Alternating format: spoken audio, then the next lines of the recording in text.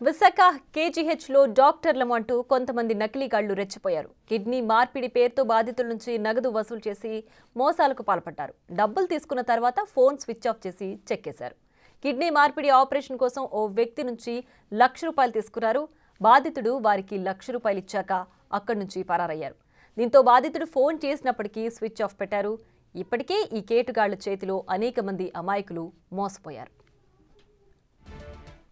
జరిగిన మోసంకి స్పందించారు కేజీహెచ్ సూపరింటెండెంట్ డాక్టర్ శివానంద.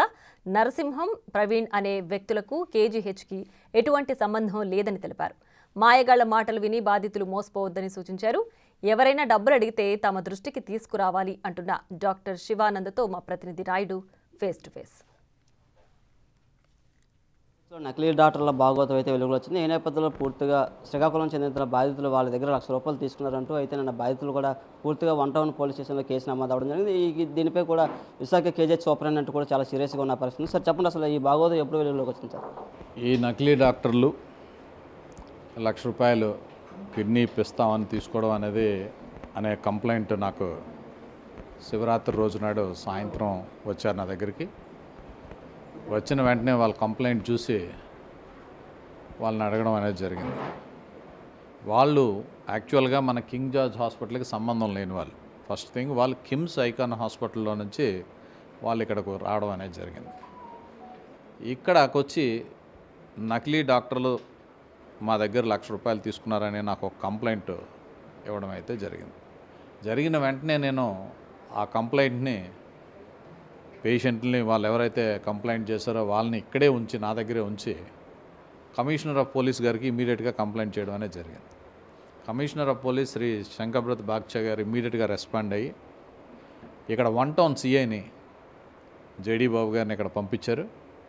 పంపించిన వెంటనే వాళ్ళని జేడీ బాబు గారితో విచారణ జరిపించి వాళ్ళతో కూడా కంప్లైంట్ పెట్టించి దాని మీద ఇప్పుడు ఇన్వెస్టిగేషన్ చేసి ఎవరైతే దీనికి బాధ్యులో వాళ్ళని ఎవరైతే మోసం చేశారో వాళ్ళపైన కఠిన చర్యలు తీసుకోవాల్సిందిగా చెప్పడం జరిగింది.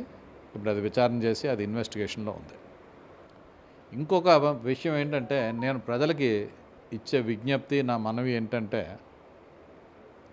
అపరిచిత వ్యక్తుల ఫోన్ కాల్స్, అపరిచిత వ్యక్తుల పరిచయాలు ఎట్టి పరిస్థితుల్లోనూ మీరు పెట్టుకోకూడదు.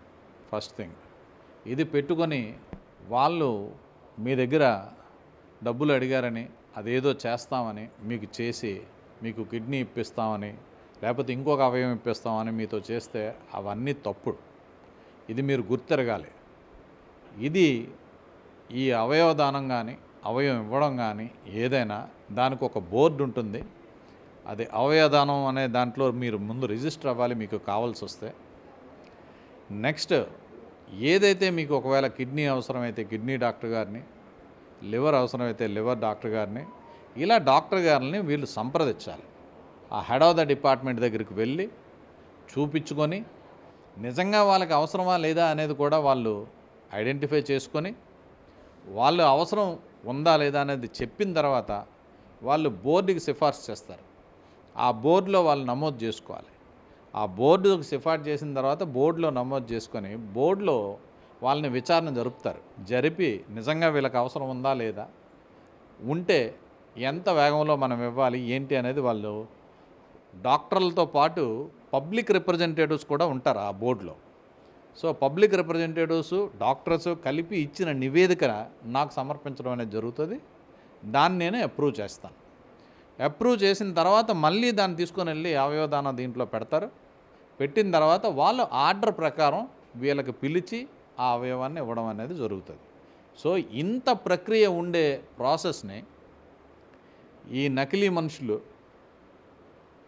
వాళ్ళని మోసగిచ్చి వాళ్ళ దగ్గర డబ్బులు తీసుకొని ఇటువంటివి చేసేటప్పుడు వాళ్ళని కఠినంగా శిక్షించాలని వాళ్ళ మీద విచారణ జరిపి ఇటువంటి చర్యలు మళ్ళీ పునరావృతం కాకుండా కంపల్సరీ వాళ్ళని ఒక మెసేజ్ పంపించాలి.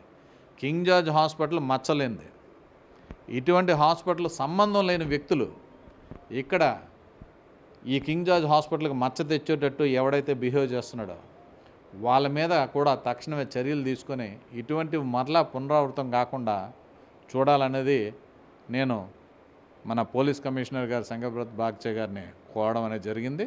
వాళ్ళు దీనిపై ఇన్వెస్టిగేషన్ చేసి కంపల్సరీ వారి మీద చర్యలు తీసుకుంటారు. వాళ్ళు ఎలా అప్రోచ్ చేశారు వీళ్ళు బాధితులు వీళ్ళని ఎలా అప్రోచ్ చేయాలి? వాళ్ళతో మేము మాట్లాడిన తర్వాత తెలిసింది ఏంటంటే వీళ్ళకి కిడ్నీ కావాలని కొద్ది రోజుల క్రితం పేపర్లో యాడ్ వేయించారంట. ఆ యాడ్ వేసి వీళ్ళ తాలూకా ఫోన్ నెంబర్లన్నీ దాంట్లో ఇవ్వడం అనేది జరిగింది. సో ప్రాబబ్లీ దాన్ని ఆధారంగా చేసుకొని వీళ్ళు వాళ్ళని కాంటాక్ట్ చేయడం అనేది జరిగింది. ప్రజలు గుర్తుంచుకోవాల్సింది ఏంటంటే ఇక్కడ డాక్టర్లు కానీ, నర్సులు కానీ, పారామెడికల్ సిబ్బంది కానీ, ఏ వర్కర్లు ఇక్కడ ఇటువంటి అసాంఘిక కార్యక్రమాలు జరపడం అనేది ఉండదో. ఇక్కడ డాక్టర్లు కానీ, నర్సులు కానీ, సిబ్బంది కానీ ఎవరు ఇందులో పాలు పంచుకోరు. ఇదైతే మీరు క్లియర్గా గుర్తిరగాలి.